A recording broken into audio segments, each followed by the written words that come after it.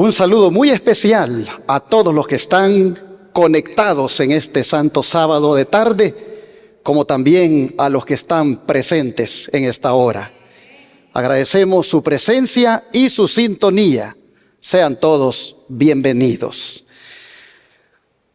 ¿Deberá la cuña para que apriete ser del mismo palo? Es el título de la presentación de hoy.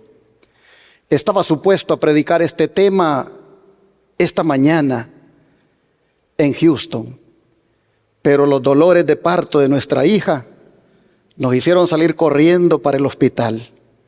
Gracias a Dios, todo salió bien. Nuestra nietecita Leila nació bien rápido y bien saludable. Alabamos a Dios por eso. Ahora les invito, ¿qué les parece a que se arrodillen conmigo para ponernos en las manos de Dios y pedir discernimiento en su palabra?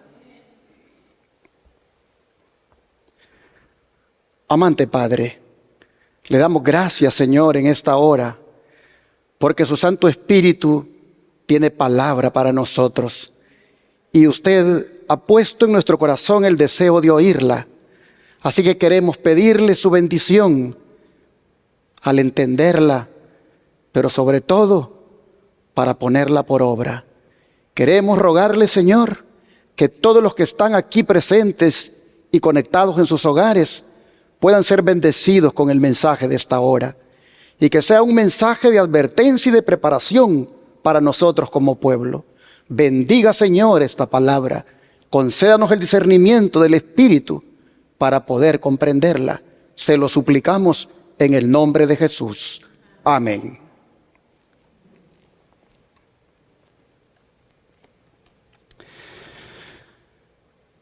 Hoy, cuando el mundo se maravilla por el nuevo Papa, yo quiero invitarles a que nos maravillemos por lo que Jesús dice tocante a él. Mientras los ojos del mundo están puestos en Roma, yo les invito a que los pongamos en Jesús y sobre todo a lo que él dice tocante a ese poder, como es también conocido el representante de Roma. Jesús dice tocante al representante de Roma: el que tiene oído, oiga.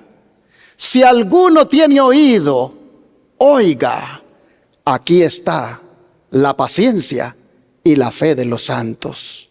¿Dónde lo dice? En Apocalipsis 13, versículos 9 y 10. Les invito a leerlo. Apocalipsis 13, versículos 9 y 10.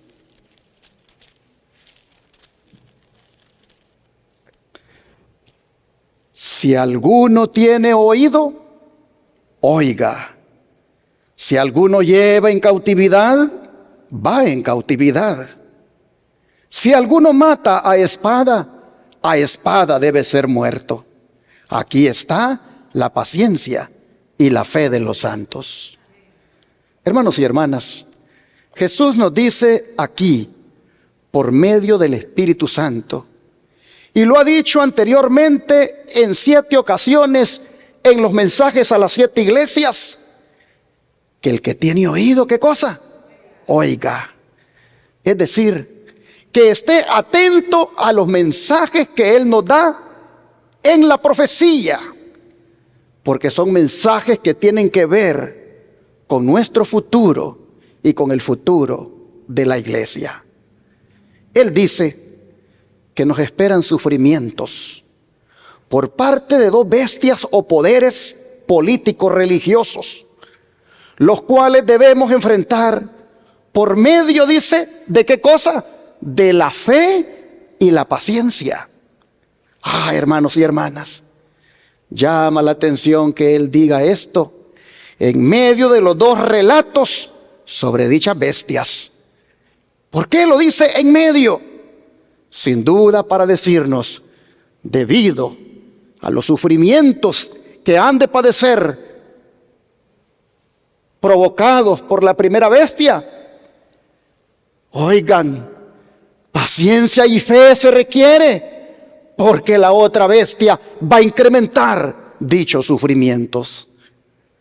Y para que nosotros miremos en detalle cada una de las cosas que Jesús nos dice tocante a estos poderes, ¿qué les parece si leemos el primero de ellos, como es descrito por Jesús en los versículos 1 al 8 de aquí de Apocalipsis 13? Dice así: me paré sobre la arena del mar y vi subir del mar una bestia que tenía 7 cabezas y 10 cuernos, y en sus cuernos 10 diademas, y sobre sus cabezas un nombre blasfemo. Y la bestia que vi era semejante a un leopardo, y sus pies como de oso, y su boca como boca de león. Y el dragón le dio su poder y su trono y grande autoridad. Vi una de sus cabezas como herida de muerte, pero su herida mortal fue sanada. Y se maravilló toda la tierra en pos de la bestia. Y adoraron al dragón que había dado autoridad a la bestia. Y adoraron a la bestia diciendo: ¿quién como la bestia y quién podrá luchar contra ella? También se le dio boca que hablaba grandes cosas y blasfemias. Y se le dio autoridad para actuar 42 meses. Y abrió su boca en blasfemias contra Dios, para blasfemar de su nombre, de su tabernáculo y de los que moran en el cielo. Y se le permitió hacer guerra contra los santos y vencerlos. También se le dio autoridad sobre toda tribu, pueblo, lengua y nación. Y la adoraron todos los moradores de la tierra, cuyos nombres no estaban escritos en el libro de la vida del Cordero, que fue inmolado desde el principio del mundo. Si alguno tiene oído, oiga.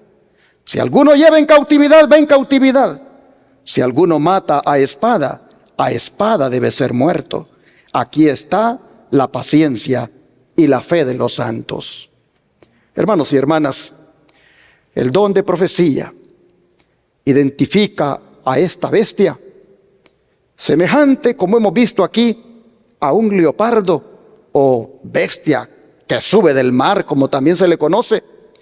El don de profecía la identifica de la siguiente manera.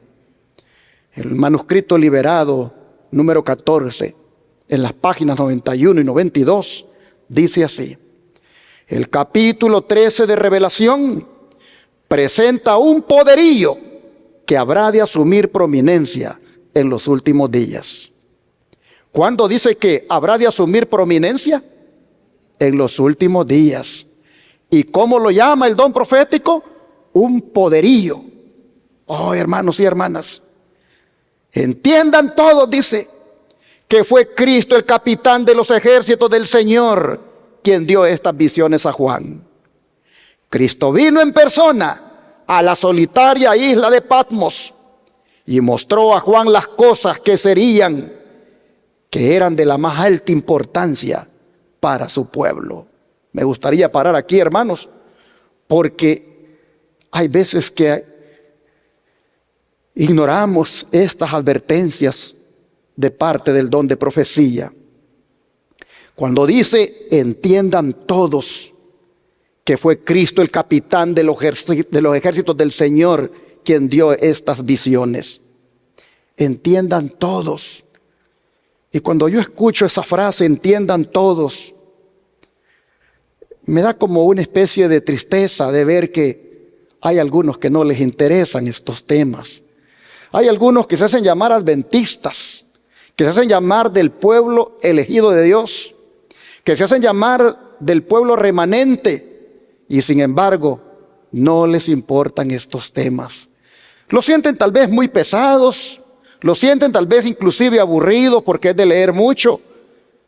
Pero si tan solo miraran lo que está diciendo acá, que esto es algo que hay que entenderlo, porque Cristo lo ha dado a la iglesia, entonces se preocuparían un poco más por tratar de saber qué es lo que Jesús quiere decir aquí. Hermanos y hermanas, estos temas. Me llama la atención que diga que fue Cristo el capitán de los ejércitos del Señor quien los dio. Que fue Él quien vino en persona a aquella isla solitaria donde su apóstol Juan estaba castigado por Roma. Vino Él personalmente a darle este capítulo 13 y todos los que más contiene Apocalipsis. Vino a dárselos personalmente, porque dice, eran de la más amplia de la más alta importancia para su pueblo. Oh, mis hermanos, ¿cuántos damos gracias a Jesús por esto? Jesús ha hecho esto para que nosotros no seamos sorprendidos.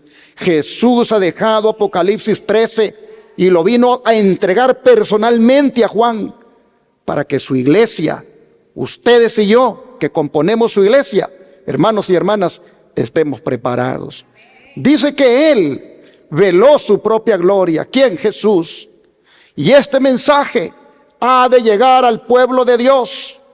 Mire de qué manera: directo, sonoro y limpio de toda mezcla de sabiduría y tradición humana. ¿Cómo debe llegar el mensaje de Apocalipsis 13 tocante a las dos bestias? ¿Cómo debe llegar al pueblo? Debe llegar directo, sonoro y limpio de toda mezcla de sabiduría y tradición humana. Por eso es que en estos días, cuando el mundo está tras la Roma papal, cuando el mundo se maravilla tras ella, debe haber un pueblo que diga la verdad tocante a ese poder. Y en una forma sonora, directa y limpio de toda mezcla de sabiduría y tradición humana, vamos esta tarde a decir la verdad en cuanto al papado. La verdad que es dada por Cristo Jesús. Oh, hermanos y hermanas, nosotros hemos leído aquí en Apocalipsis 13 sobre el poder que dice asume la prominencia en los últimos días. O sea, mis hermanos, la bestia no es un animal, es un poder religioso que Jesús quiere que conozcamos su manera de proceder. El libro del conflicto de los siglos lo identifica de la siguiente manera: la hilación profética en la que se encuentran estos símbolos empieza en el capítulo 12 del Apocalipsis, con el dragón que trató de destruir a Cristo cuando nació. En dicho capítulo vemos que el dragón es Satanás, pues fue él quien indujo a Herodes a procurar la muerte del Salvador. Pero el agente principal de Satanás, al guerrear contra Cristo y su pueblo durante los primeros siglos de la era cristiana, fue ¿quién? El Imperio Romano, en el cual prevalecía la religión pagana. Así que si bien el dragón representa primero a Satanás, en sentido derivado, es un símbolo de la Roma pagana. Ahora, lo que hemos leído aquí, en el capítulo 13, versículos 1 al 10, dice, es la descripción de una bestia parecida a un leopardo, a la cual el dragón le da su poder y su trono y grande autoridad. ¿Cuántas cosas le da el dragón a la bestia semejante a un leopardo? ¿Cuántas cosas le da? Le da su poder, su trono y grande autoridad. Oh, hermanos y hermanas, este símbolo, dice, como lo han creído la mayoría de los protestantes, representa ¿a quién, hermanos? Al papado, el cual heredó el poder y la autoridad del antiguo imperio romano. Se dice de la bestia parecida a un leopardo que le fue dada una boca que hablaba cosas grandes y blasfemias, y abrió su boca para decir blasfemias contra Dios, para blasfemar su nombre y su tabernáculo y a los que habitan en el cielo. Y le fue permitido hacer guerra contra los santos y vencerlos, y le fue dada autoridad sobre toda tribu, pueblo, lengua y nación. Esta profecía, que es casi la misma que la descripción del cuerno pequeño en Daniel 7, se refiere sin duda ¿a quién, hermanos? Al papado. Así lo dice el conflicto de los siglos, página 434. Hermanos y hermanas, voy para atrás para destacar que en el capítulo 13, 1 al 10 se describe otra bestia parecida a un leopardo, a la cual el dragón le dio su poder, su trono y grande autoridad. De manera, hermanos y hermanas, que el poder del nuevo Papa se lo ha dado ¿quién? Se lo ha dado el dragón. ¿Símbolo de quién? De Satanás. Y usando como instrumento al Imperio Romano. El trono donde se siente el nuevo Papa, ese trono, porque él dice, él usa una tiara, él usa una cosa como que fuera un rey. Bueno, dice que ese trono se lo ha dado ¿quién? El dragón, símbolo de Satanás, usando como instrumento al Imperio Romano. Y la grande autoridad que dice que tiene, igualmente la ha recibido del dragón, símbolo de Satanás, usando como instrumento el Imperio Romano. Pues el papado surgió de allí, de Roma, cuando el emperador romano le cedió prácticamente la silla y toda la autoridad y lo declaró obispo de toda la iglesia cristiana. Hermanos y hermanas, tanto la Reforma Protestante como nosotros hemos visto y la mensajera del Señor, Ellen White, dicen que la bestia que sube del mar es Roma en sus dos fases, tanto pagana como papal. Es más, el líder de la Reforma Protestante, Martín Lutero, miren cómo lo identificó. Lutero dice no estaba aún convertido del todo de los errores del romanismo, pero cuando comparaba los sagrados oráculos con los decretos y las constituciones papales, se maravillaba. Leo escribió los decretos de los pontífices y no sé si el papa es el mismo anticristo o su apóstol. Cuando tuvo conocimiento de la bula papal, dijo: la desprecio y la ataco como impía y mentirosa. El mismo Cristo es quien está condenado en ella. Me regocijo de tener que sobrellevar algunos males por la más justa de las causas. Me siento ya más libre en mi corazón, pues sé finalmente que el Papa es el anticristo y que su silla es la de Satanás. Así está escrito en el Conflicto de los Siglos, páginas 130 a la 132. ¿Por qué dijo Martín Lutero que su silla es la de Satanás? Porque ya nosotros hemos visto que Jesús dice que fue el dragón quien le dio su silla. El dragón, dice, le dio su trono y grande autoridad. Pero claro, como ya recalqué y lo reitero, se lo dio por medio del Imperio Romano. Por eso su iglesia se llama Iglesia Católica Romana. ¿Y por qué Lutero lo identificó como el anticristo? Porque el Papa está en contra de Cristo. El Papa ha usurpado el sacerdocio de Cristo. Ese sacerdocio que Cristo realiza en su santuario o tabernáculo en el cielo. El Papa ha usurpado también el sacerdocio de Cristo en la pretensión de que Él se cree que puede perdonar pecados a los hombres haciéndose igual a Dios, lo cual es un insulto. Pero no solo lo insulta, sino que también le roba la adoración a Dios. ¿De qué manera lo hace? Vamos a leer 2 Tesalonicenses capítulo 2 versículos 3 y 4. 2 Tesalonicenses capítulo 2 versículo 3 y 4. Y la Escritura dice: nadie os engañe en ninguna manera, porque no vendrá sin que antes venga la apostasía y se manifieste el hombre de pecado, el hijo de perdición, el cual se opone y se levanta contra todo lo que se llama Dios o es objeto de culto, tanto que se sienta en el templo de Dios como Dios, haciéndose pasar por Dios. Y los versículos 7 al 9 dicen: porque ya está en acción el misterio de la iniquidad. Solo que hay quien al presente lo detiene, hasta que él a su vez sea quitado de en medio. Y entonces se manifestará aquel inicuo, a quien el Señor matará con el espíritu de su boca, y destruirá con el resplandor de su venida. Inicuo cuyo advenimiento es por obra de Satanás, con gran poder y señales y prodigios mentirosos. Hermanos y hermanas, este poder del que se habla aquí es otra referencia al papado y sus pretensiones.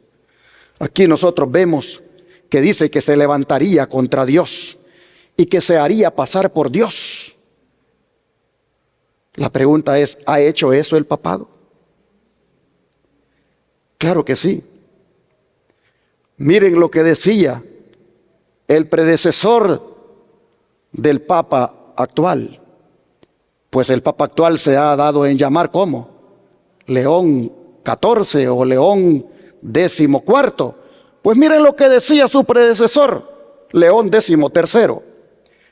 En la encíclica acerca de los deberes principales del cristiano como ciudadano del 10 de enero de 1890, este Papa León XIII dijo: el principal maestro de la iglesia es el pontífice romano. Para llegar a la uniformidad de pensamiento es necesario subyugarse completamente a la voluntad del pontífice romano y de la iglesia y obedecerle como si fuera ¿qué cosa? Dios mismo. Pregunto, ¿se está cumpliendo lo que hemos leído? Sí, se levanta, hermanos, en contra de Dios, hemos leído aquí. Se levanta contra todo lo que se llama Dios o es objeto de culto. Él dice que la voluntad se debe subyugar al pontífice romano y de la iglesia y obedecerle como si fuera ¿qué cosa? Dios mismo. Eso dijo en esa ocasión, el 10 de enero de 1890. Pero mire lo que dijo el 20 de junio de 1894, este mismo Papa, León XIII. Nosotros los papas tomamos en este mundo el lugar del Dios omnipotente.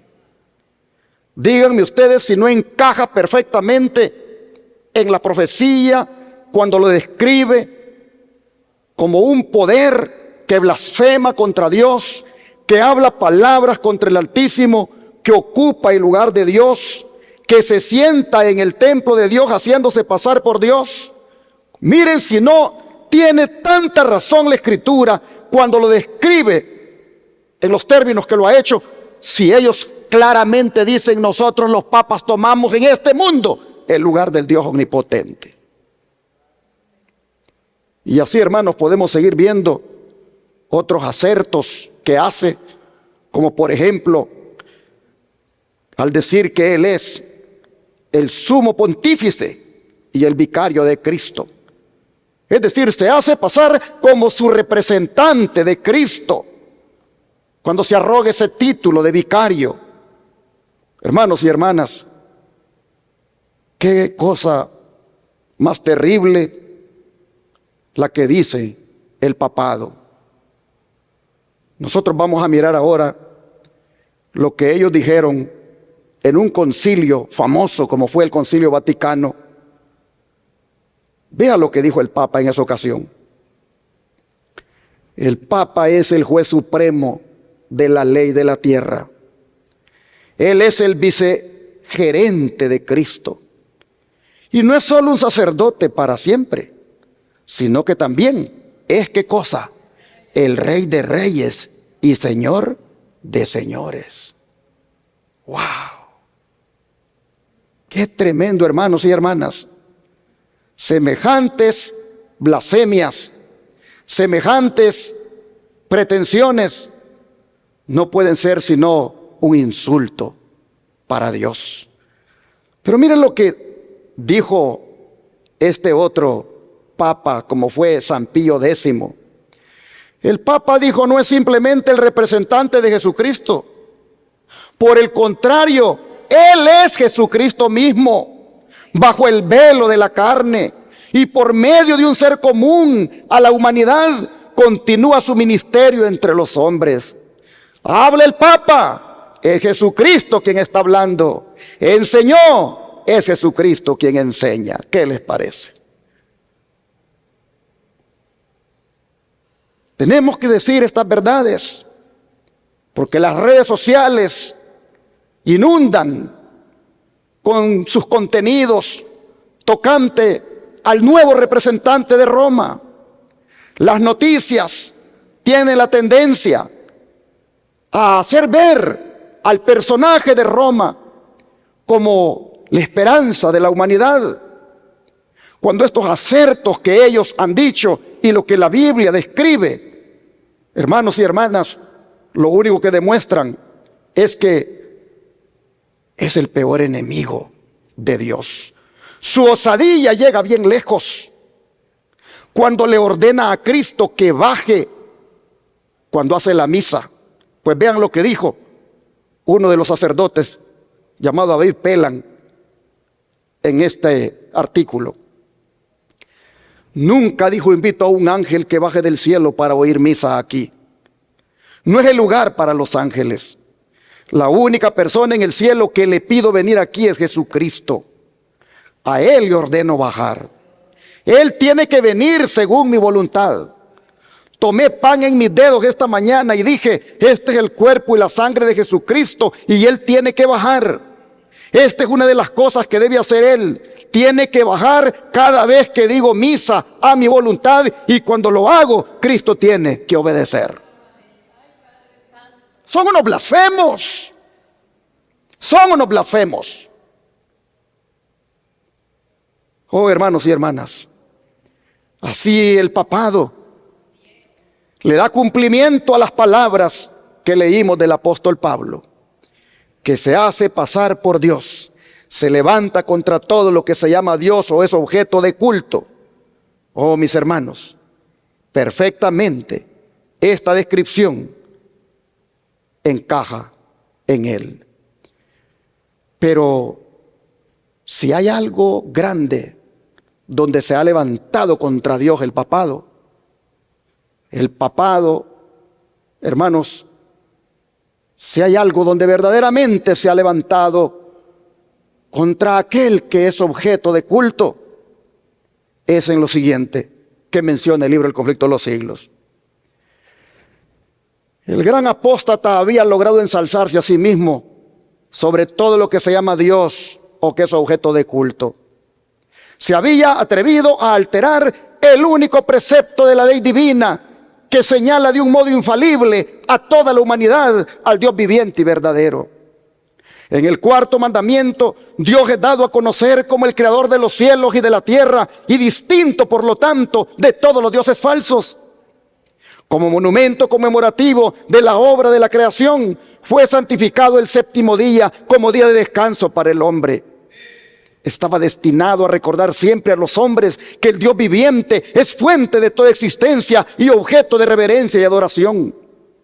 Satanás se esfuerza por disuadir a los hombres de que se sometan a Dios y obedezcan a su ley. Por lo tanto, dirige sus golpes especialmente contra el mandamiento que presenta a Dios como el Creador. Los protestantes alegan ahora que la resurrección de Cristo en el domingo convirtió a dicho día en el día del Señor. Pero las Santas Escrituras en nada confirman este modo de ver.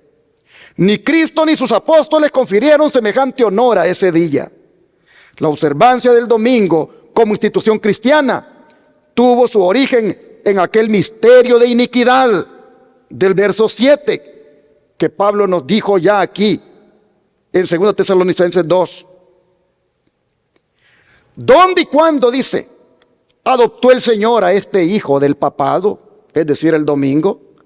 ¿Qué razón válida puede darse en favor de un cambio que las Santas Escrituras no sancionan?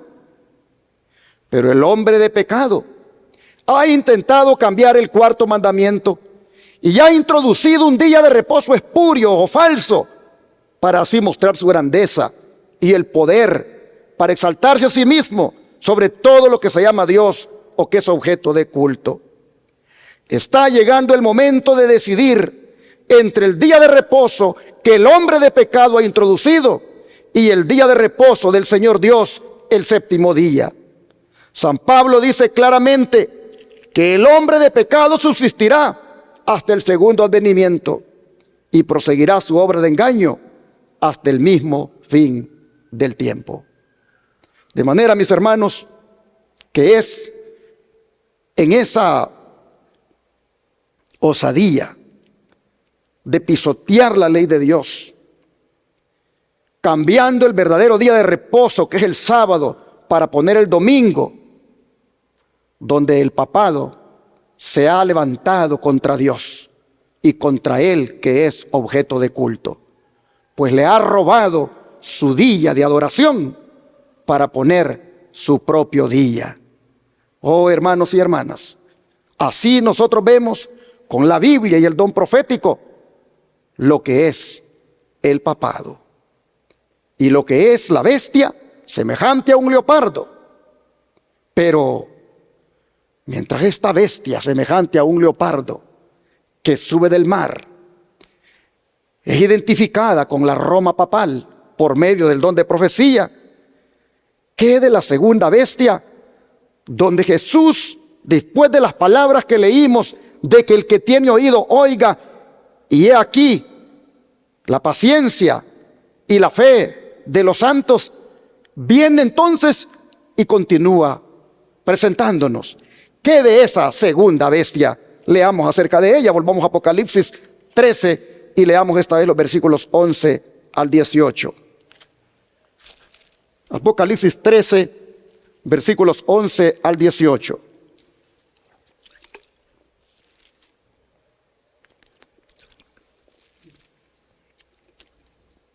La Escritura nos dice así: después vi otra bestia que subía de la tierra, y tenía 2 cuernos semejantes a los de un cordero, pero hablaba como dragón, y ejerce toda la autoridad de la primera bestia en presencia de ella, y hace que la tierra y los moradores de ella adoren a la primera bestia, cuya herida mortal fue sanada. También hace grandes señales, de tal manera que aún hace descender fuego del cielo a la tierra delante de los hombres, y engaña a los moradores de la tierra con las señales que se le ha permitido hacer en presencia de la bestia, mandando a los moradores de la tierra que le hagan imagen a la bestia que tiene la herida de espada y vivió. Y se le permitió infundir aliento a la imagen de la bestia, para que la imagen hablase e hiciese matar a todo el que no la adorase. Y hacía que a todos, pequeños y grandes, ricos y pobres, libres y esclavos, se les pusiese una marca en la mano derecha o en la frente, y que ninguno pudiese comprar ni vender, sino el que tuviese la marca o el nombre de la bestia o el número de su nombre. Aquí hay sabiduría. El que tiene entendimiento cuente el número de la bestia, pues número de hombre, y su número es 666.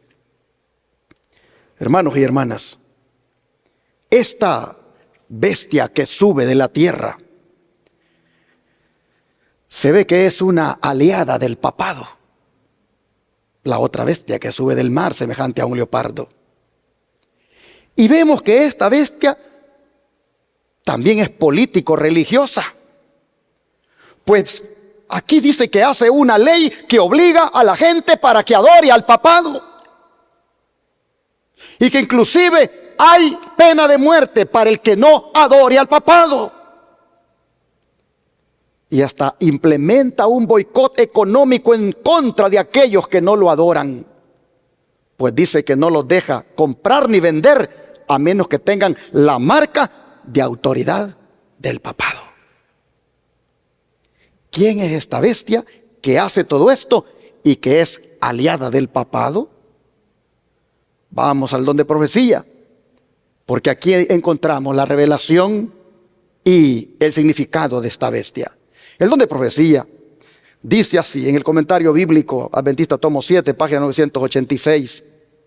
Dice: aquí hay un símbolo notable del surgimiento y crecimiento de nuestra nación. ¿Cuál nación?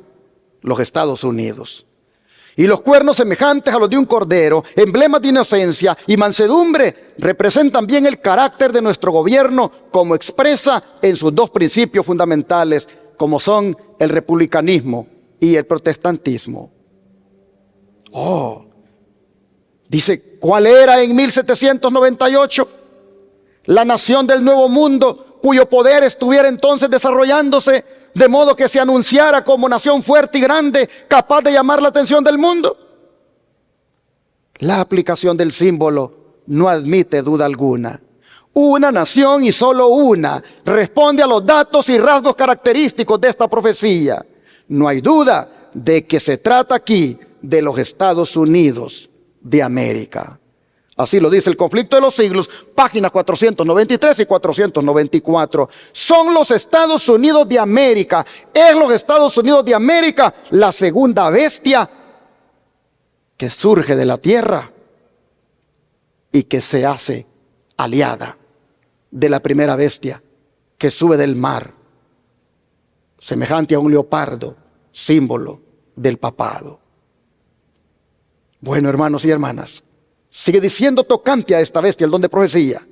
La bestia de dos cuernos hace, es decir, ordena que todos, pequeños y grandes, así ricos como pobres, así libres como esclavos, tengan una marca sobre su mano derecha o sobre su frente, y que nadie pueda comprar o vender sino aquel que tenga la marca, es decir, el nombre de la bestia o el número de su nombre. Los católicos romanos reconocen que el cambio del día de descanso fue hecho por su iglesia y declaran que al observar el domingo los protestantes reconocen la autoridad de ella.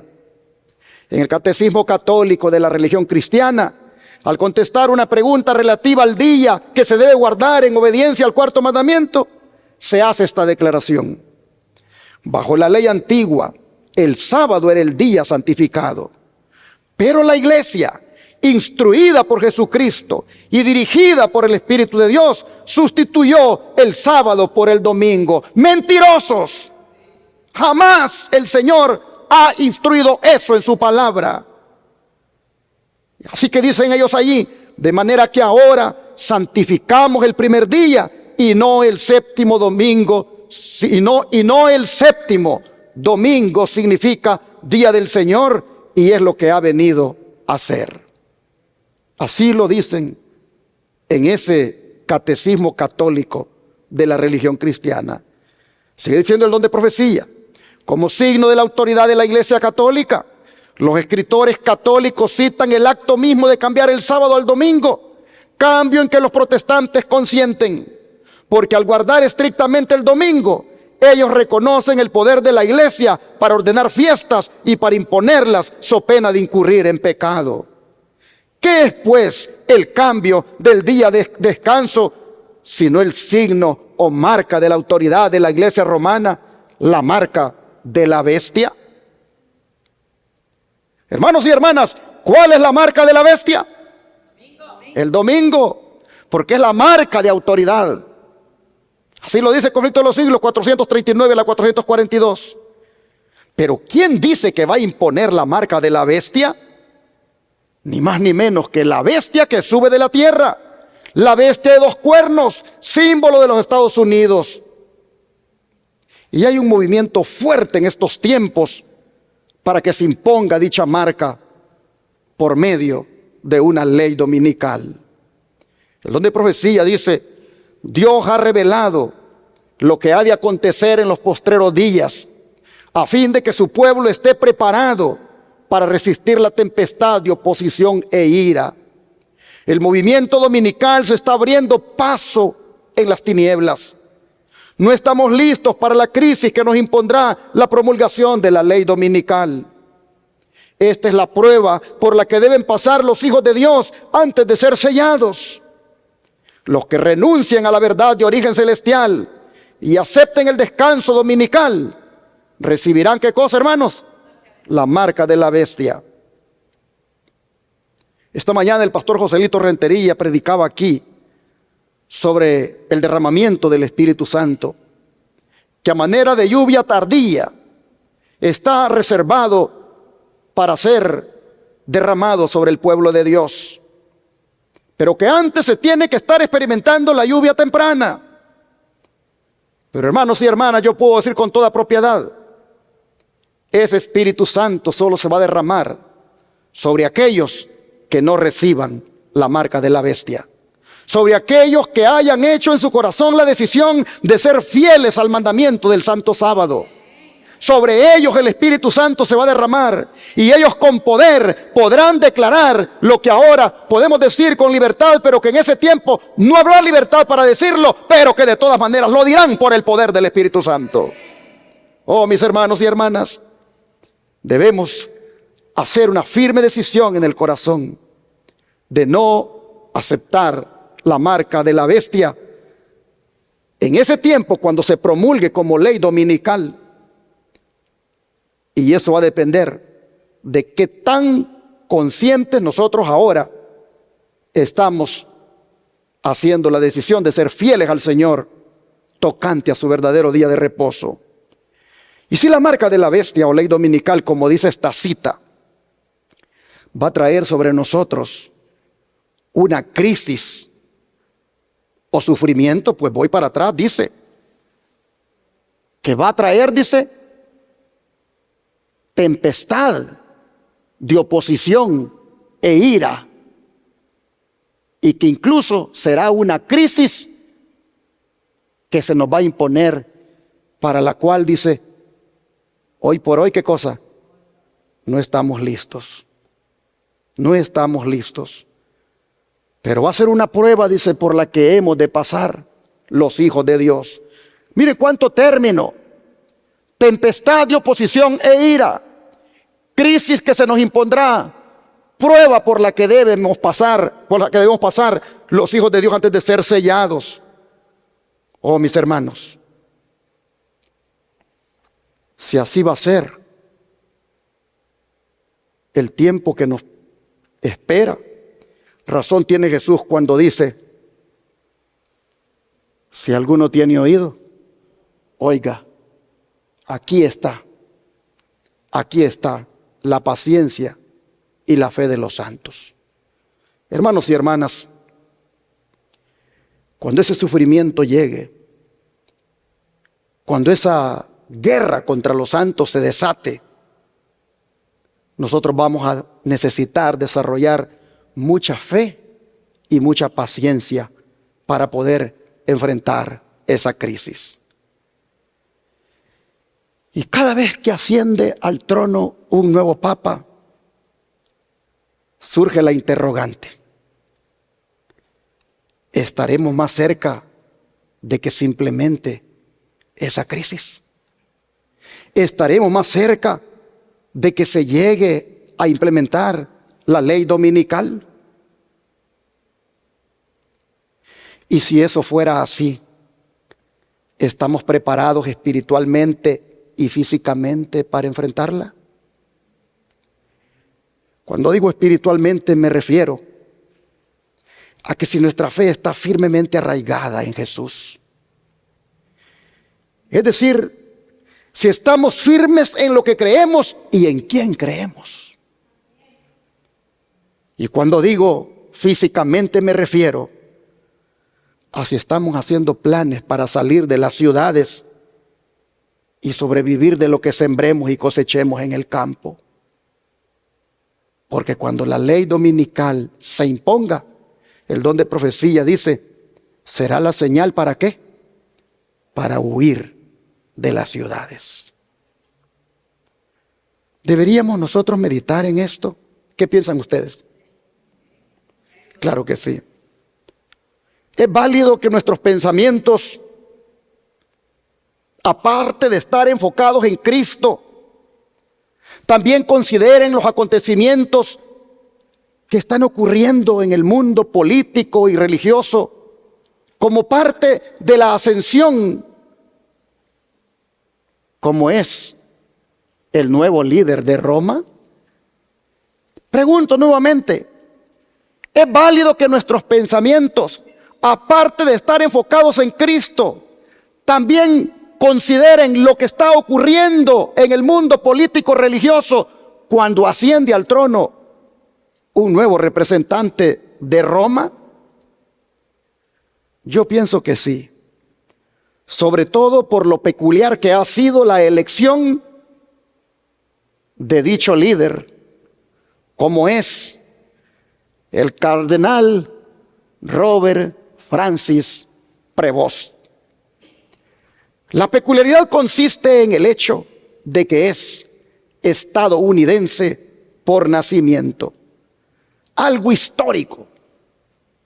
Se destaca por la prensa, la radio y la televisión como algo histórico.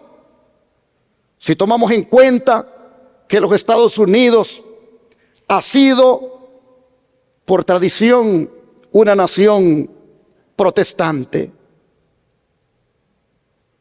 Pero ahora los títulos que la Biblia asigna al representante de Roma los va a llevar Robert Francis Prevost. Es decir, el hombre de pecado será americano, el cuerno pequeño será americano, la bestia será americana, el número de la bestia, que es 666, será americano. El hijo de perdición será americano. El inicuo será americano. Y el anticristo será americano. Porque todos estos títulos ahora recaen en un papa americano. Esos títulos, si los llevara un papa elegido dentro de un país de mayoría católica, no sería novedoso. Pero que lo lleve uno elegido dentro de un país protestante, eso sí es noticia. Como también lo es el nombre con el cual ha elegido cumplir su misión. Pues lo hará con el nombre de León XIV. Ahora, hermanos, cuando un papa elige su nombre con el cual va a desempeñar su misión, dicho nombre comunica un mensaje. Y sin duda, el Papa Robert Francis Prevost ha elegido el nombre de León XIV para inspirarse en sus predecesores que llevaron dicho nombre. Todos los que han ostentado ese nombre a lo largo de la historia, desde León el Grande, conocido como Papa León I, hasta el Papa León XIII, todos los 13 se han caracterizado. Cuando uno mira la historia de cada uno de ellos, los 13 se han caracterizado por su valentía en enfrentar a los herejes y a los políticos, como también en promover la doctrina social de la iglesia, consolidando cada uno en su tiempo la autoridad del obispo de Roma en asuntos eclesiásticos y seculares.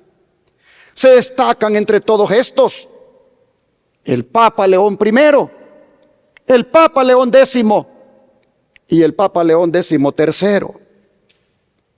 En el caso de León I, este tuvo el valor de enfrentarse a Atila, rey de los hunos, para disuadirlo de atacar a Roma, haciendo que uno de los 10 cuernos de la bestia espantosa de Daniel 7 fuera quebrado. Pero de León X, hermanos, no puede dejar de mencionarse que fue quien enfrentó la reforma protestante y excomulgó a Martín Lutero, como también el que promulgó las indulgencias, es decir, la compra del perdón de los pecados. Y de León XIII se destaca su encíclica Rerum Novarum, en la cual promovió los derechos de los trabajadores, entre los cuales está el guardar el domingo como día de descanso. Es más, fue en su tiempo de León XIII, en mayo de 1888, que se quiso imponer la ley dominical aquí en los Estados Unidos, pero Dios no lo permitió. Un pionero adventista, el pastor A.T. Jones, se presentó en el Congreso a defender la libertad religiosa. De manera que uno se pregunta, ¿será ahora el Papa León XIV el que, inspirado en sus predecesores, continúe con las pretensiones de Roma y consolidar su autoridad y estabilidad en el mundo? Sin duda que sí. ¿Será él el que retomará los planes de imponer la ley dominical aquí en los Estados Unidos que su predecesor León XIII no logró? ¿Deberá él cumplir con el refrán que dice que la cuña para que apriete debe ser del mismo palo? Es decir, para que la ley dominical se imponga en los Estados Unidos, el principal negociador debe ser estadounidense. O dicho de otra manera, ¿cederá el poder político de los Estados Unidos ante el poder religioso del Vaticano ahora que está en manos de un estadounidense y juntos imponer la ley dominical? Solo Dios lo sabe. Pero de una cosa sí sabemos, y es que el escenario está preparado para que lo logre, si Dios se lo permite. Pues toda la clase política de este país se ha desbordado en elogios para el nuevo Papa. Desde los presidentes del Senado y de la Cámara de Representantes, pasando por los expresidentes George Bush, Barack Obama, el secretario de Estado actual Marco Rubio, el vicepresidente actual J.D. Vance, todos se han desbordado en elogios ante el Papa. Hermanos y hermanas, todos independientemente de si son católicos o protestantes, se han desbordado. Hasta el presidente Trump dijo lo siguiente: felicitaciones al cardenal Robert Francis Prevost, quien acaba de ser nombrado Papa. Es un gran honor darnos cuenta de que es el primer Papa estadounidense. ¡Qué emoción y qué gran honor para nuestro país! Espero con ansias conocer al Papa León XIV. Será un momento muy significativo. Y así se regocija el presidente de los Estados Unidos ante el hecho histórico de que el Papa sea estadounidense. Lejos están los tiempos cuando los gobernantes de la nación americana consideraban al papado el peor enemigo de los Estados Unidos. Ahora es considerado una emoción y un gran honor para este país que la elección del Papa haya recaído en un americano. ¿Cómo han cambiado las cosas? Pero esto nos dice, hermanos y hermanas, hasta dónde ha llegado la influencia de Roma, que formaría de las mismas entrañas de esta nación uno que sería su cabeza política y religiosa. Bien dicen que la Madre Iglesia sabe esperar. Y sabe que para que la cuña apriete, debe ser del mismo palo. Se esperó bastante tiempo para formar a uno de las mismas entrañas de la nación protestante para que llegara a ser su líder político y religioso, la cabeza del Estado, del Vaticano. Oh, hermanos y hermanas, Roma no se apresura. Roma calcula los tiempos y hace su trabajo bien hecho. Hablando de la influencia de Roma, mire lo que decía la sierva del Señor en los días de el Papa León XIII. Porque cuando el hermano White vivió, el Papa que estaba de turno era el predecesor de este que está ahorita. Era León XIII. Mire lo que ya en esos días hacía aquel. Y la sierva del Señor dijo lo siguiente: no hay movimiento más notable de la actualidad Y nadie está plagado de consecuencias más vitales para los hombres y las naciones que la rápida influencia que revive el papado en los asuntos nacionales. El papado se está moviendo rápidamente hacia el lugar de mayor influencia de cualquier organización terrenal. En Europa, por no hablar de los países católicos, que por supuesto están sujetos al Papa, el canciller Bismarck ha hecho que Alemania esté prácticamente sujeta al dictado del papado. Inglaterra ha invitado a la interferencia del Papa en sus asuntos políticos en la contienda con Irlanda. E incluso el zar de Rusia se ha mostrado dispuesto a hacer oberturas al papado o propuestas de negocio. Con motivo del jubileo de oro del sacerdocio de León XIII, es bien sabido que a excepción del Reino de Italia y los Reinos Unidos de Suecia y Noruega, todas las naciones, tanto protestantes como católicas, rindieron un gran respeto a Roma. Si se puede esperar que cualquier nación se mantenga alejada de las influencias romaníes, los Estados Unidos de América deberían ser el único por encima de todos los demás, ya que constitucionalmente se compromete a no tener nada que hacer con un establecimiento de religión o prohibir el libre ejercicio de la misma. Sin embargo, mire lo que ha ocurrido en sus días. Sin embargo, esta nación está detrás de los demás en pagar un corte asiduo a Roma. Cuando los delegados papales llegaron a América, llevando al cardenal Gibbons, un barco del gobierno fue enviado por el puerto de Nueva York para reunirse con ellos, con la bandera papal en lugar de las estrellas y rayas, volando desde el lugar de honor. Y en la investidura del cardenal Gibbons, con el púrpura de un príncipe papal, el presidente Cleveland le envió una carta de felicitación. El católico convertido dice que un mayor número de senadores y representantes envían a sus hijos al colegio jesuita de Georgetown, uno de los suburbios de la capital nacional, que a todas las demás instituciones de aprendizaje en Washington. Los envían ahí. ¿A dónde? A la universidad, al colegio jesuita de Georgetown, en vez de otros colegios. ¿Quiénes los envían? Dice, un mayor número de senadores y representantes envían a sus hijos al colegio jesuita de Georgetown.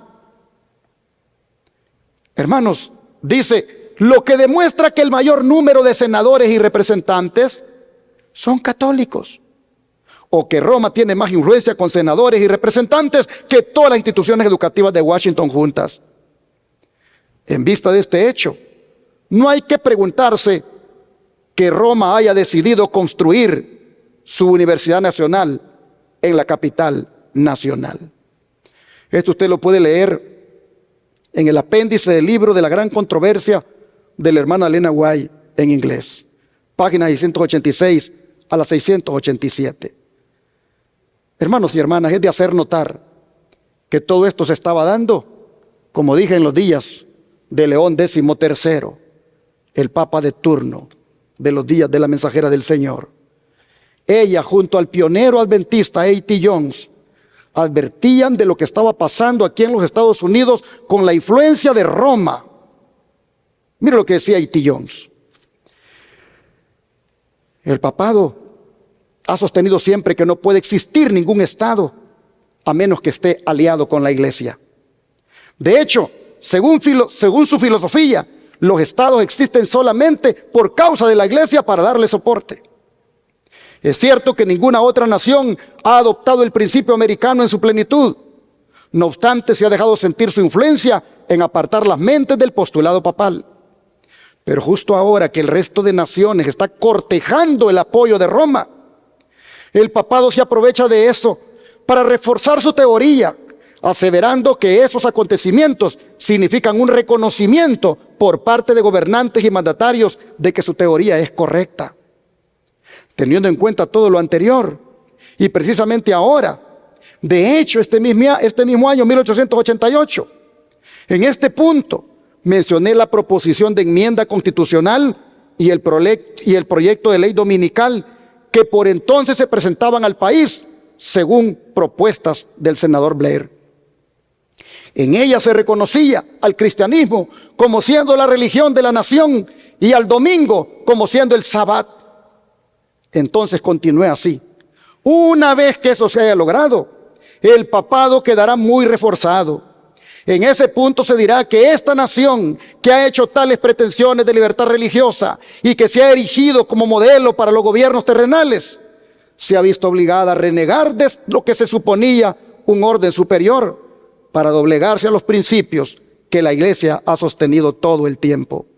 Entonces, esta nación, que ha sido el modelo de libertad, ilustración y progreso para todas las demás, una vez revocadas sus principios y negadas las libertades y derechos, una vez que la nación haya retrocedido hasta adoptar los principios del papado en la Edad Media y se reavive la persecución por causa de la conciencia, la reacción de las otras naciones será del tipo que confirme y magnifique hasta el infinito las pretensiones y el poder papal.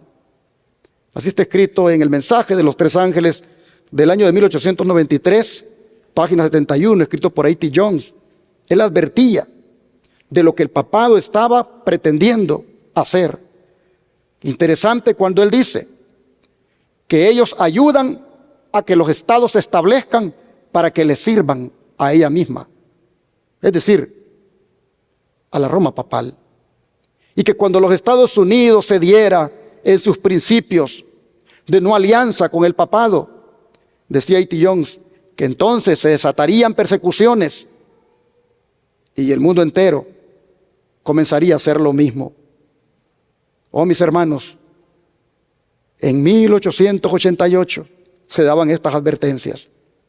Sigue diciendo, quisiera leeros aquí los propósitos del papado expresados en sus propias palabras, tal como están reproducidas en el Sun de Nueva York del 11 de julio de 1892. Y no olvidéis que si hay una publicación oficial católica en los Estados Unidos, esa es Sun de Nueva York.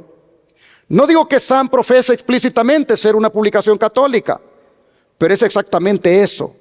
Sun tiene un corresponsal en Roma, en el Vaticano. Se trata de un cura cuyo nombre desconozco, ya que no firma con él, sino con seudónimo.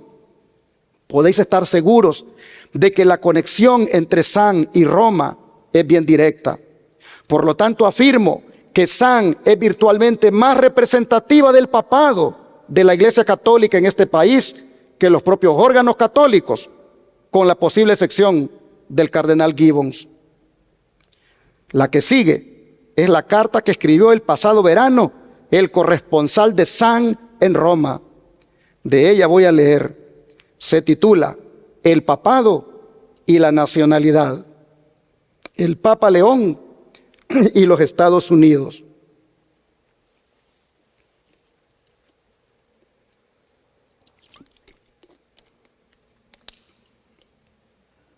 Dice, tras haberse referido a ciertas jerarquías dentro de la Iglesia Católica, obispos, arzobispos, etcétera, y a sus propósitos en los Estados Unidos, dice, Papa, pero León XIII tiene una aspiración todavía más elevada. Su llamado a la unificación nacional se fundamenta en una concepción tradicional de la Santa Sede. En su opinión, Estados Unidos ha alcanzado el período en el que es necesario fusionar los elementos heterogéneos en una nación homogénea e indisoluble. Nuevamente, el mensaje de los tres ángeles, página 76. El Papa León XIII, moviéndose muy cuidadosamente, muy astutamente, aquí en los Estados Unidos, para encaminar a esta nación a que trabaje para ella. Con todo lo leído, hermanos, hasta aquí, nosotros vemos que Roma ha trabajado muy hábilmente desde años para llegar hasta donde está. Estados Unidos está en las manos de Roma. Su papa es estadounidense. Hermanos y hermanas, estamos cerca de que se cumplan las palabras de los versículos 7 y 8 de Apocalipsis 13. Leamos nuevamente. Dice, y se le permitió hacer guerra contra los santos y vencerlos. También se le dio autoridad sobre toda tribu, pueblo, lengua y nación. Y la adoraron todos los moradores de la tierra, cuyos nombres no estaban escritos en el libro de la vida del Cordero, que fue inmolado desde el principio del mundo. Hermanos, una guerra nos espera.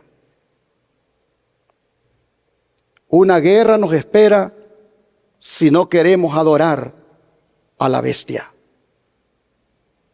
Y esa guerra va a probar dónde nosotros tenemos nuestro nombre escrito. Porque claramente se dice que los que la adoren es porque no tienen su nombre escrito ¿a dónde? En el libro de la vida del Cordero. Si la guerra va a revelar dónde usted tiene su nombre, es bueno preguntarnos, ¿está mi nombre escrito en el libro de la vida? Oh, hermanos, esto es importante, porque es enseguida de eso que Jesús dice, si alguno tiene oído, oiga. Los que van a adorar a la bestia son los que no tienen su nombre escrito en el libro de la vida. Mis hermanos, pero esos que van a adorar a la bestia, porque sus nombres no están escritos en el libro de la vida, ¿cuál va a ser la suerte que les espera por adorar a la bestia? ¿Cuál va a ser la suerte que les espera? Vamos a leer Apocalipsis 14, 9 al 11. Aquí está la suerte que le espera a los que adoren a la bestia, a los que no estén escritos en el libro de la vida. Dice así, Apocalipsis 14, 9 al 11. Y el tercer ángel lo siguió diciendo a gran voz, si alguno adora a la bestia y a su imagen, y recibe la marca en su frente o en su mano, él también beberá del vino de la ira de Dios, que ha sido vaciado puro en el cáliz de su ira. Y será atormentado con fuego. Y será atormentado con fuego y azufre delante de los santos ángeles y del Cordero. Y el humo de su tormento sube por los siglos de los siglos. Y no tienen reposo de día ni de noche los que adoran a la bestia, a su imagen, ni nadie que reciba la marca de su nombre. ¿Qué les parece, hermanos? Aquí nosotros miramos que los que se plieguen a la bestia, los que la adoren, les va a tocar beber la copa, dice, de la ira de Dios. ¿Cuándo es que van a beber esa copa de la ira de Dios? Capítulo 16, versículos 1 y 2 de aquí de Apocalipsis. Dice, oí una gran voz que decía desde el templo a los 7 ángeles, id y derramad sobre la tierra las 7 copas de la ira de Dios. Fue el primero y derramó su copa sobre la tierra. Y vino una úlcera maligna y pestilente, ¿sobre quiénes? Sobre los hombres que tenían la marca de la bestia y que adoraban su imagen. Así, hermanos y hermanas, nosotros vemos que será cuando las plagas se derramen que la manifestación de la ira de Dios va a caer sobre los que adoren a la bestia y a su imagen. ¿Y a dónde terminarán finalmente los que adoren a la bestia y a su imagen? Veamos Apocalipsis 19, ahora versículo 20. Dice así, y la bestia fue apresada, y con ella el falso profeta que había hecho delante de ella las señales con las cuales había engañado a los que recibieron, ¿qué cosa? La marca de la bestia y habían adorado su imagen. Estos dos fueron lanzados vivos dentro de un lago de fuego que arde con azufre. Y ahora capítulo 20, versículo 15. Dice así. Vamos a leer 14 también. Y la muerte y el Hades fueron lanzados al lago de fuego. Esta es la muerte segunda. Y el que no se halló inscrito en el libro de la vida fue lanzado al lago de fuego. Así que, ¿a dónde va a terminar la bestia, su imagen y todos los que la adoren van a terminar en el lago de fuego. Qué lamentable será el final de los que no tengan su nombre escrito en el libro de la vida y que por lo tanto adorarán a la bestia y a su imagen. Por eso, hermanos, reitero, es importante que mantengamos nuestro nombre escrito en el libro de la vida y que seamos fieles para que nunca se borre de allí. Porque Jesús dijo, Él prometió que a los que fueran fieles a Él, no les borraría su nombre del libro de la vida. Vamos a leerlo, Apocalipsis 3, versículo 5. Apocalipsis 3, verso 5. El que venciere será vestido de vestiduras blancas, y no borraré su nombre del libro de la vida, y confesaré su nombre de delante de mi Padre y delante de sus ángeles. El que tiene oído, oiga lo que el Espíritu dice a las iglesias. Jesús hace la promesa de que al que venza le va a mantener su nombre en el libro de la vida del Cordero. La pregunta es, ¿al que venza qué? Número 1, su yo. Número 2, el pecado. Y número 3, a la bestia y a su imagen, no adorándola, no rindiéndole homenaje. A ellos el Señor les promete que por ser vencedores va a mantenerle su nombre en el libro de la vida del Cordero. Y mientras la suerte de los que no tengan su nombre en el libro de la vida del Cordero, por haber adorado a la bestia y a su imagen, es el lago de fuego, mire a dónde será la suerte de aquellos que Cristo les mantenga su nombre en el libro de la vida. ¿A dónde ellos van a acabar? ¿A dónde van a terminar estos vencedores? Apocalipsis 15, versículo 2 al 4. Apocalipsis 15, versículo 2 al 4, dice: vi también como un mar de vidrio mezclado con fuego, y a los que habían alcanzado la victoria sobre la bestia y su imagen y su marca y el número de su nombre, en pie sobre el mar de vidrio con las arpas de Dios, y cantan el cántico de Moisés, siervo de Dios, y el cántico del Cordero, diciendo: grandes y maravillosas son tus obras, Señor Dios Todopoderoso. Justos y verdaderos son tus caminos, Rey de los santos. ¿Quién no te temerá, oh Señor, y glorificará tu nombre? Pues solo tú eres santo, por lo cual todas las naciones vendrán y te adorarán, porque tus juicios se han manifestado. ¿Qué dicen los adoradores de la bestia en Apocalipsis 13? ¿Quién como la bestia y quién podrá luchar contra ella? ¿Qué dicen los que no adoran a la bestia en el mar de vidrio? ¿Quién no te temerá, oh Señor, y glorificará tu nombre? Aquellos hacen la pregunta desafiante: ¿quién como la bestia y quién podrá luchar contra ella? Pero terminarán en el lago de fuego. Mientras los que fueron fieles al Señor hacen la misma pregunta, pero la hacen de esta manera: ¿quién no te temerá, oh Señor, y glorificará tu nombre? Oh hermanos y hermanas, ¿y a dónde finalmente van a vivir? Oh, qué hermoso. Mire lo que dice Apocalipsis 24. Dice: y vi tronos, y se sentaron sobre ellos los que recibieron facultad de juzgar. Y vi las almas de los decapitados por causa del testimonio de Jesús y por la palabra de Dios, los que no habían adorado a la bestia ni a su imagen, y que no recibieron la marca en su frente ni en sus manos, y vivieron y reinaron ¿con quién? Con Cristo. ¿Cuántos años? 1000 años. ¿A dónde, hermanos? En el cielo. Finalmente iremos a pasar una vacación de 1000 años en el cielo, por haber sido fieles y haber mantenido nuestro nombre escrito en el libro de la vida del Cordero. Y viviremos en la santa ciudad. Pues Apocalipsis 21, versículos 9 al 11, vea lo que dice: Apocalipsis 21, versículos 9 al 11. Vino entonces a mí uno de los 7 ángeles que tenía las 7 copas llenas de las 7 plagas postreras, y habló conmigo diciendo: ven acá, yo te mostraré la desposada, la esposa del Cordero.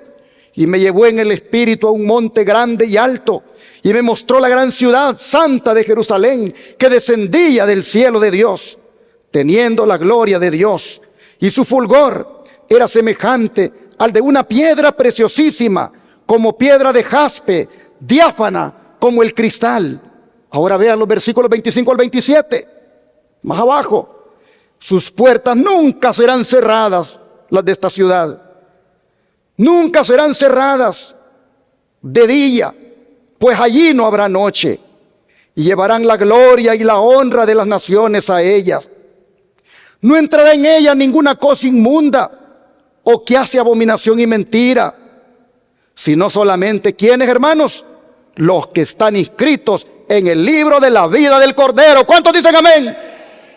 Finalmente, los que estemos escritos en el libro de la vida del Cordero, finalmente viviremos en la santa ciudad, la nueva Jerusalén, porque fuimos fieles al Señor, porque no adoramos a la bestia, solo adoramos al Rey de Reyes y Señor de Señores. Oh, hermanos y hermanas, si queremos disfrutar de este privilegio, mantengamos nuestro nombre en el libro de la vida del Cordero y guardemos los mandamientos de Dios fielmente, incluyendo el cuarto que manda guardar el santo sábado, y por supuesto los demás mandamientos. Y nunca, hermanos, nunca vayamos a ceder ante la bestia ni su imagen. Antes bien, atendamos las palabras que están en el libro de Segundo de Reyes, capítulo 17, versículo 36. Segundo de Reyes, capítulo 17, versículo 36. Dice la Escritura de la siguiente manera. Segundo de Reyes 17, versículo 36. Mas a Jehová, que os sacó de tierra de Egipto con grande poder y brazo extendido, a este temeréis y a este adoraréis y a este haréis sacrificio. Ninguna bestia, llámese papado, obispo de Roma, Roma papal, que exija homenaje por medio de su marca de autoridad, como es el domingo, debe recibir nuestra adoración. La palabra de Dios dice que solo a Jehová debemos adorar. De manera, hermanos y hermanas, que seamos fieles, como Jesús, diciendo lo siguiente, que se encuentra en Mateo capítulo 4, versículo 10. Mateo capítulo 4, versículo 10.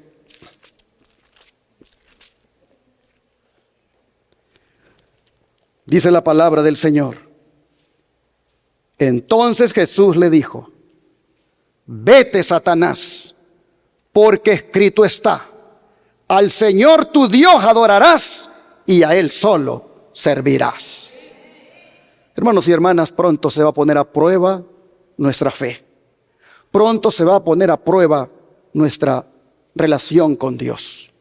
Pronto, mis hermanos, por cuestiones de adoración, se va a poner nuestra, digamos así, sinceridad cristiana que decimos tener ahora, si es verdad o no es verdad.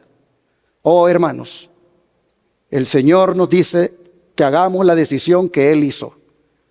Cuando Satanás lo exigía o le pedía que lo adorara, el Señor le dijo: vete, Satanás, escrito está: al Señor tu Dios adorarás y a Él solo servirás. De manera que aunque la imagen de la bestia, que es la unión de la iglesia con el Estado, que ha sido profetizado que se va a dar aquí en los Estados Unidos, obligue a adorar al papado, hermanos y hermanas, que aunque eso se dé, el Señor nos dice: hagan lo mismo que yo hice con el diablo. Le dije: vete, porque escrito está: al Señor tu Dios adorarás y solo a Él servirás. Así, hermanos y hermanas, este día he querido decir la verdad en cuanto al papado. He querido poner en advertencia que, como dice el refrán, la cuña para que apriete debe ser del mismo palo, y solo Dios sabe si se ha de dar con este o con quién, pero todo está preparado para que se dé, si Dios lo permite. La pregunta es: ¿irá a ser usted fiel? ¿Irá a ser usted como Daniel? ¿Irá a ser usted como Sadrach, Mesac y Abednego? ¿Irá a ser usted una persona que se mantendrá de pie cuando otros se arrodillen ante la imagen? Cuando otros se inclinen para adorar, rindiendo homenaje al papado, ¿irá a ser usted una persona fiel que se va a mantener de pie, dispuesto a adorar solo a su Dios? Si eso es así, yo creo que es bueno que le pidamos al Señor que nos ayude, porque hablarlo ahora suena fácil, pero cuando lo veamos de frente, ahí verdaderamente, solo si el Señor nos sostiene, es que seremos fieles. De manera que en este momento yo quiero preguntarle, a ver si me vuelvo a poner, Eliseo ya me lo había quitado. Yo quiero preguntarles si a ustedes les gustaría, a ver si me lo pone otra vez allí, mientras ahí da vueltas. Yo quiero preguntarles, hermanos, si a ustedes les gustaría que Jesús les ayude para mantener su nombre escrito en el libro de la vida. ¿Quisieran ustedes venir aquí adelante y hacemos una oración de consagración y le decimos al Señor que nos ayude? ¿Qué le parece si viene aquí adelante conmigo y le decimos al Señor: ayúdanos a serte fieles, ayúdanos a no adorar a la bestia y a su imagen y adorarte solo a ti? ¿Quién quiere? Oh, hermanos, este es el momento de hacer esta decisión. Este es el momento de pedir al Señor ayuda para ser fieles en aquel día. Oremos. Padre celestial, tu palabra nos advierte de una manera tan clara qué es lo que hay detrás del papado, qué es lo que realmente tiene en sus planes.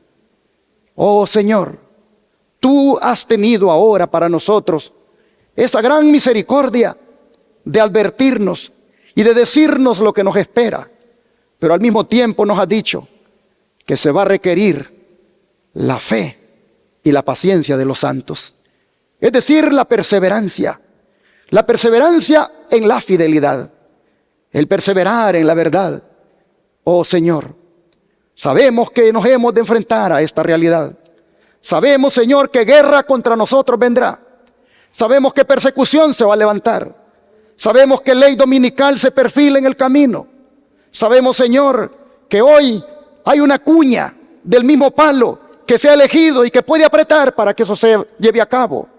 Pero, Señor, te rogamos que independientemente de que sea con esta cuña o sea con alguien más, nosotros te seamos fieles solamente a ti.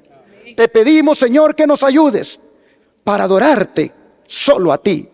Y cuando sea, Señor, esa prueba, cuando esa crisis llegue, que nosotros podamos decir, como dijiste tú en el desierto: vete de nosotros, Satanás, vete de mí, Satanás, porque escrito está: al Señor tu Dios adorarás y a Él solo servirás. Ayúdanos, Señor, a que seamos fieles, a que no te vayamos a fallar, a que permanezcamos, Señor, de pie cuando otros se arrodillen. Señor, te rogamos que por favor nuestros nombres se mantengan en el libro de la vida del Cordero, para no adorar a la bestia y a su imagen y solamente adorarte a ti para siempre. Oh Padre, en tus manos nos ponemos y te pedimos que nos des victoria sobre la bestia y su imagen para estar un día en el mar de vidrio alabando y glorificando tu santo nombre. Gracias, Señor, por advertirnos. Gracias por hablarnos anticipadamente y para que seamos fieles en guardar tus mandamientos. Te lo agradecemos en el nombre de Jesús. Amén.